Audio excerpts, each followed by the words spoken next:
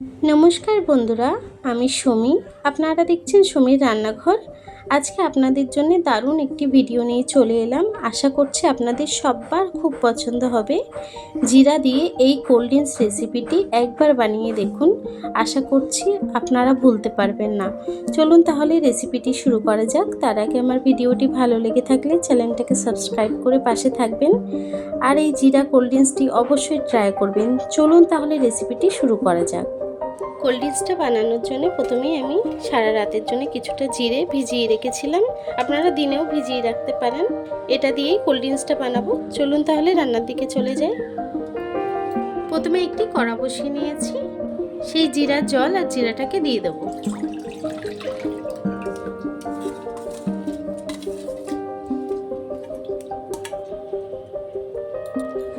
জিরার জলটাকে কিছুক্ষণ জাল করে ফুটিয়ে নেব।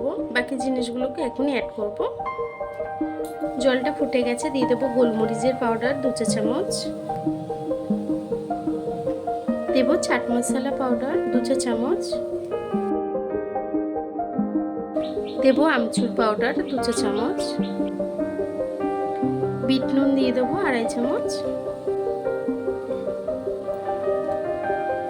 দিয়ে দেবো 1 বাটি চিনি আর মিশ্রি একসঙ্গে মিশিয়ে নিয়েছি, দিয়ে দেবো। আর দিয়ে দেবো পাতিলেবুর রস কিছুটা। সব কিছুকে একসঙ্গে সুন্দর করে একটু জাল করে নেবো যতক্ষণ এই জলটা কমে অল্প না হয়ে আসছে। দেখুন বন্ধুরা, সিরামটি কিন্তু রেডি হয়ে গেছে। এখন নামিয়ে নেব। নামিয়ে আমি একটা ছাঁকনিতে ছেঁকে নেব একটু। দেখুন বন্ধুরা, সিরামটি কিন্তু হয়ে গেছে। কত সুন্দর হয়েছে দেখুন। এখন আমি এটাকে সাইড করে রাখবো। একটি গ্লাস নিয়ে নিয়েছি, নিয়ে নেব কিছুটা বরফ, দিয়ে দেবো কিছুটা পুদিনা পাতা, সিরামটা 2 চামচ দিয়ে দেব,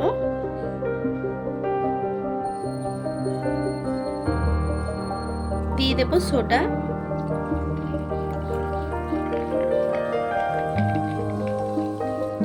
একটু মিশিয়ে নেব। মিশিয়ে নিলেই কিন্তু তৈরি ঠান্ডা ঠান্ডা একদম ফ্রেশ একটি কোল্ড ড্রিঙ্কস তৈরি হয়ে গেল। দেখুন কত সুন্দর হয়েছে কোল্ড ড্রিঙ্কসটি। আপনারা বাড়িতেই খুব সহজেই বানিয়ে নিতে পারেন। আপনারা এভাবেই বাড়িতে তৈরি করে গরমে সবাইকে দিতে পারেন। সবাই খুব পছন্দ করবে। আমার এই ভিডিওটি কেমন হয়েছে কমেন্ট বক্সে জানাতে ভুলবেন না। ভিডিওটি যদি ভালো লেগে থাকে চ্যানেলটাকে সাবস্ক্রাইব করে পাশে থাকবেন। আর এতক্ষণ ধরে আমার ভিডিওটি দেখার জন্য আপনাদেরকে অসংখ্য ধন্যবাদ।